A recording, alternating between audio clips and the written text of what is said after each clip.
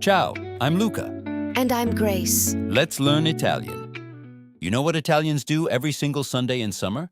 They escape to the coast, and the trains are packed. Ciao, Grace. Today we're planning a day trip to the sea, which is una gita al mare, a day trip. Learning Italian through real travel situations helps you speak naturally. Ciao, Luca. Oh, wow, I love the beach. How do I say I want to go to the coast? Perfetto.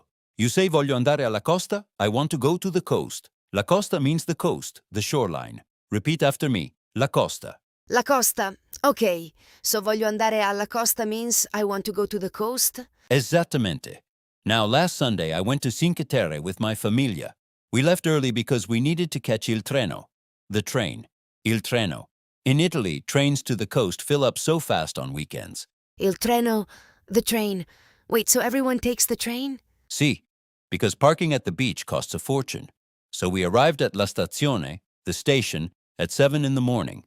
La stazione means the station. My daughter was still sleeping. La stazione? I can remember that. It sounds like station. So you went to la stazione early? Esatto.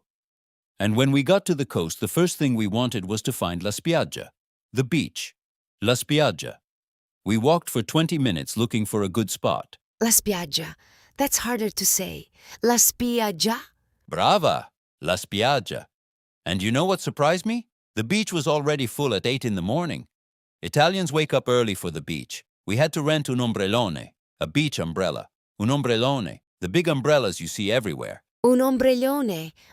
That's a big word. Why is it so big? Ah, because ombrellone means a big umbrella. We add one to make things bigger in Italian. Un ombrello is a small umbrella for rain, but un ombrellone is huge for the beach. Capito? Oh, that's cool. So ombrellone is like a super umbrella? Esattamente.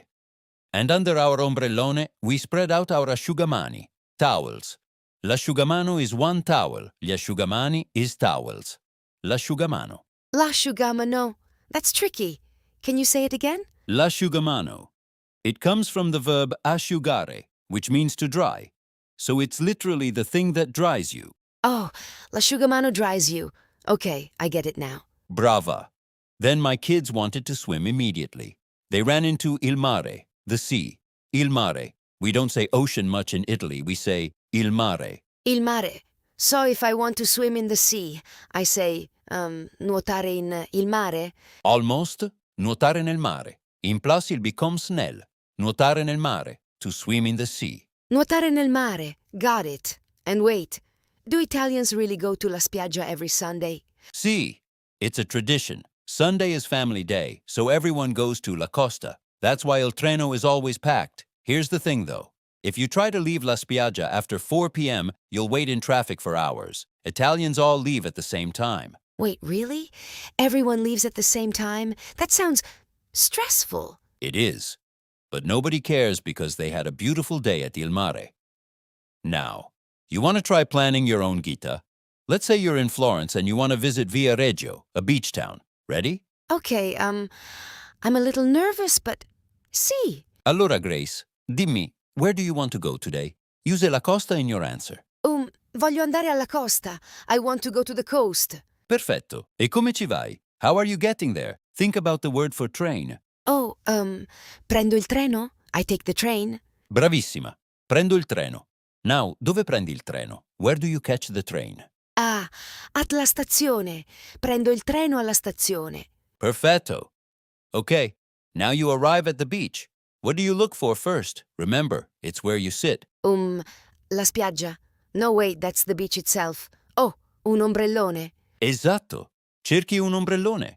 You look for a beach umbrella. Now it's hot. You need to dry off after swimming. What do you need?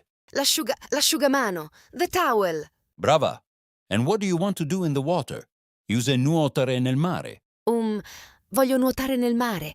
I want to swim in the sea. Perfetto, Grace. You just planned a whole beach day in Italian. But here's a cultural secret. If you go to an Italian beach with an ombrellone, you usually have to pay. Some beaches charge 20 euros just to sit down. What?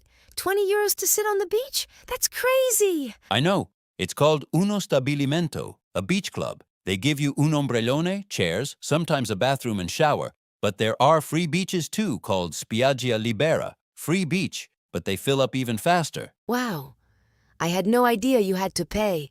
In America, most beaches are free. Exactly. This surprises a lot of tourists. Okay, now let's review everything in new ways. Grace, if I say La Costa è bella, the coast is beautiful, can you make a sentence about wanting to visit it? Voglio visitare la costa. I want to visit the coast. Perfetto. Now imagine you're telling a friend how to get there. Use il treno en la stazione. Oh, prendi il treno alla stazione? You take the train at the station? Bravissima. Now you're at la spiaggia and the sun is really strong. What do you absolutely need? Think big umbrella. Un ombrellone. You need un ombrellone. Esatto. And after you swim nel mare, you're dripping wet. What do you grab? L'asciugamano, to dry off. Perfetto. Now here's a challenge. Can you tell me 3 things you need for a perfect beach day? Use la spiaggia, un ombrellone, and l'asciugamano in one sentence. Oh, wow.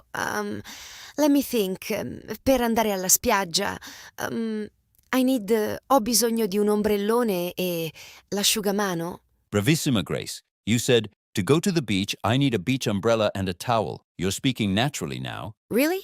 I actually said that whole thing? See? You're connecting words without thinking. That's fluency. Here's a tip. This week, look at pictures of Italian beaches online. Cinque Terre, Positano, Viareggio.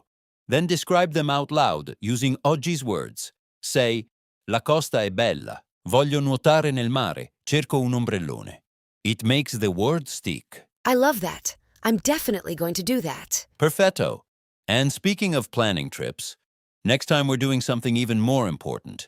Grace is going to learn how to survive an Italian wedding. And trust me, there's one phrase you should never say to the bride. Grace is definitely going to need help with that one. Wait, what? What phrase? Now I'm nervous. You'll find out next time. For now, practice your beach words. Ciao, Grace. Ciao Luca, grazie mille. Ottimo lavoro oggi. You did a great job today. That was so fun. I can already feel it clicking. If you want to keep building on what we learned, make sure to subscribe so you never miss a lesson. And hit that like button if you learned something new today. It really helps us out. We'd also love to hear from you. Leave a comment with your favorite Italian word from this episode. Or a word you want us to teach next time. Grazie mille for listening. See you in the next episode. Ci vediamo. Ciao.